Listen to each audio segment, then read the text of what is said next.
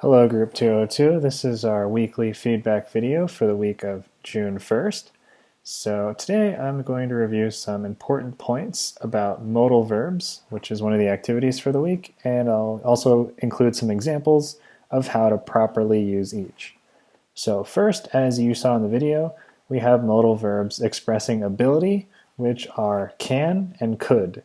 So if I were to use can in an example, I would say something along the lines of, I can open the window. I have the physical ability to do that. It doesn't mean that I necessarily will, but just that that person is able to perform that action or to do that thing.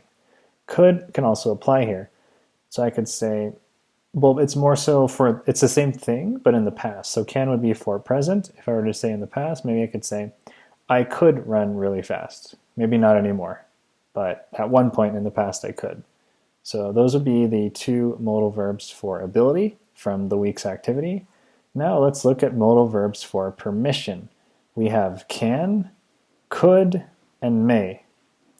So can, again, this is more informal, but sometimes people say you can do something. What they really mean is that they're giving you permission to do that, or that you have permission. But it's typically better to say may or may not, depending on whether or not you have permission. So let's focus instead on could. So if you're at someone else's house, you might say, could I open the window? Again, that's less formal, but really you're asking for permission to do that. So they might say, or rather, based on what they say, you can say, I could or I could not do it. But really the most important modal verb for permission, the one you'll see more often than not in the activities, is may. So may or may not, depending on whether you have received or you have permission to do something, to stay out late, to open the window, whatever it may be. So those are the first two categories. Now let's look at advice. The modal verb for advice that we'll be working with is should.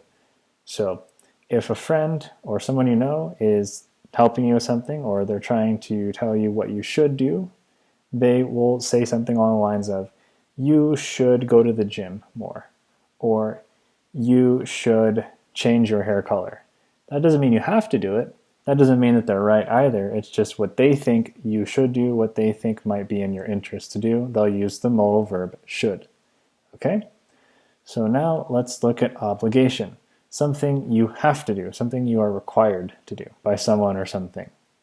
So we have must and we have to. So have to is a phrasal verb because we have two words forming the verb. So let's look at must first.